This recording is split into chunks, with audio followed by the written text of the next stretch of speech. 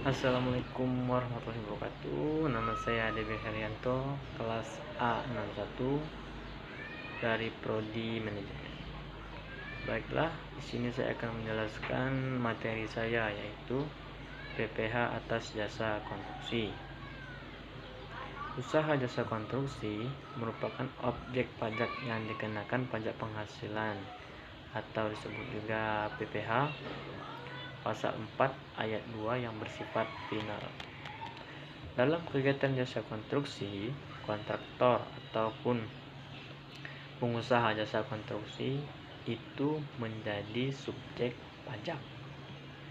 Hal ini berlaku bagi yang sudah maupun belum memiliki sertifikasi dan kualifikasi sebagai profesional dalam bidang konstruksi sesuai dengan ketentuan yang diatur dalam Peraturan Lembaga Pengembangan Jasa Konstruksi atau LPJK nomor 11 tahun 2006. Untuk payung hukum yang mengatur tentang pajak atas usaha jasa konstruksi itu tercantum dalam Peraturan Pemerintah atau PP nomor 51 tahun 2008 sebagaimana telah diubah dengan PP nomor 40 tahun 2009 tentang pajak penghasilan atas penghasilan dari usaha jasa konstruksi atau disebut PP 51/2008 STDD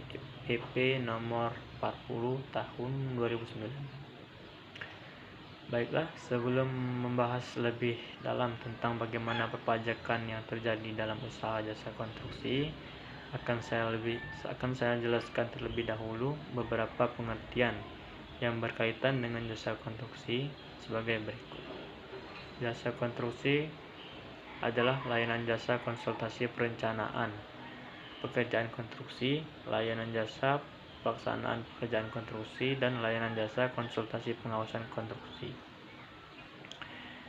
Baiklah, pekerjaan konstruksi adalah keseluruhan atau serangkaian kegiatan perencanaan dan pelaksanaan beserta pengawasan yang mencakup pekerjaan arsitektural, sivil, mekanikal, elektrotikal, dan tata usaha masing-masing beserta kelengkapannya untuk mewujudkan suatu bangunan atau bentuk fisik lain. Untuk perencanaan konstruksi adalah pemberian jasa oleh orang atau badan yang dinyatakan ahli yang profesional di bidangnya untuk mewujudkan perencanaan jasa konstruksi dalam bentuk dokumen dan bangunan fisik lain. Pelaksanaan konstruksi adalah pemberian jasa oleh orang pribadi atau dinyatakan ahli oleh profesional di bidang pelaksanaan jasa konstruksi yang mampu menyelenggarakan kegiatan untuk mewujudkan suatu hasil perencanaan menjadi bentuk bangunan atau fisik lain. Selanjutnya itu pengawasan konstruksi adalah pemberian jasa oleh orang pribadi atau yang dinyatakan ahli yang profesional di bidang pengawasan jasa konstruksi yang mampu melaksanakan pekerjaan pengawasan sejak awal pekerjaan konstruksi sampai selesai dan diserah terimakan. Termasuk di dalam jasa ini adalah jasa penilai. Nilai jasa konstruksi adalah nilai yang tercantum dalam suatu jasa konstruksi secara keseluruhan. Berdasarkan pengertian di atas, usaha jasa konstruksi itu dibagi menjadi 3 kelompok, yaitu perencanaan konstruksi, jasa konstruksi, dan pengawasan konstruksi.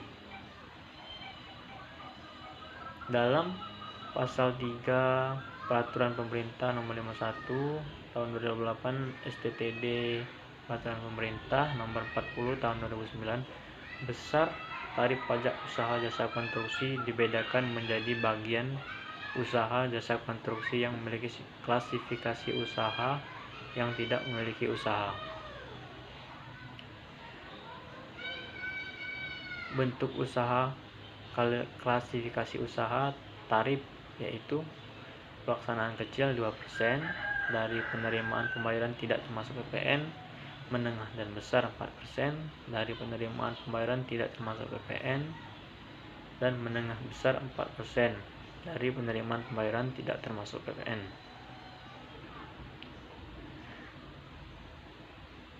Ya, untuk yang tidak memiliki klasifikasi usaha, bentuk tarif pelaksanaan konstruksi yaitu 4% dari penerimaan pembayaran tidak termasuk PPN, perencanaan dan pengawasan yaitu 6% dari penerimaan pembayaran tidak termasuk PPN. Khusus untuk jasa pelaksanaan konstruksi, kualifikasi itu dibagi jadi 3 kelompok, yaitu kecil, menengah, dan besar menurut LPJK nomor 11 tahun 2006.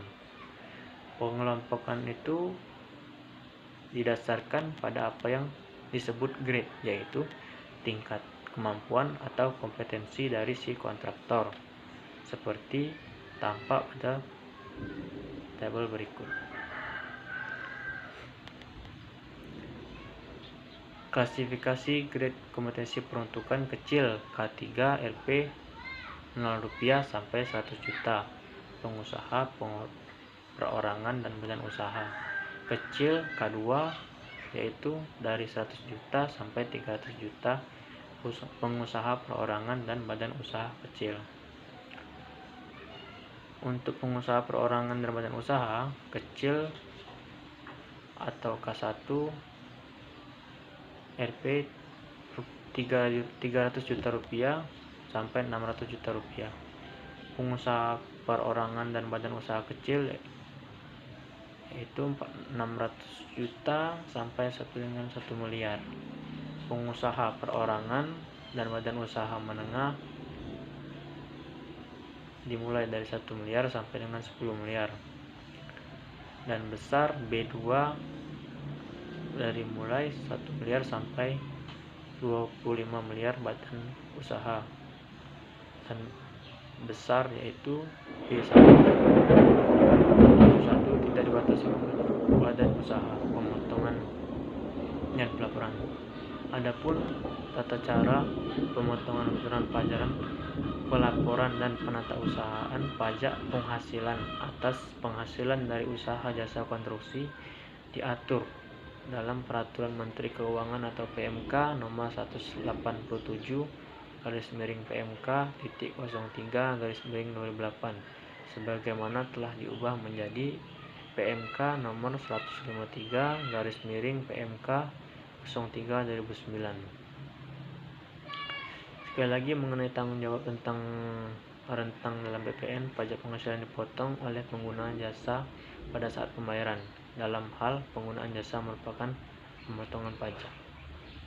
Apabila penggunaan jasa adalah badan pemerintah, subjek pajak dalam negeri, bentuk usaha tetap atau wajib pajak orang pribadi yang ditunjuk oleh Direktur Jenderal, maka akan dipotong oleh pengguna jasa pada saat pembayaran uang dan termin.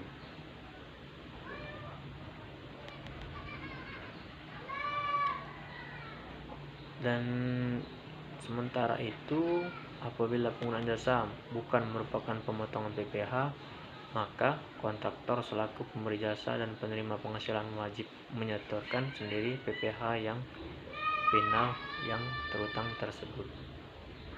Pembayaran PPh final usaha jasa konstruksi itu dilakukan paling lambat pada tanggal 10 bulan berikutnya setelah bulan terutangnya PPh oleh pengguna jasa, atau tanggal 15 bulan berikutnya setelah diterimanya pembayaran oleh pemberi jasa.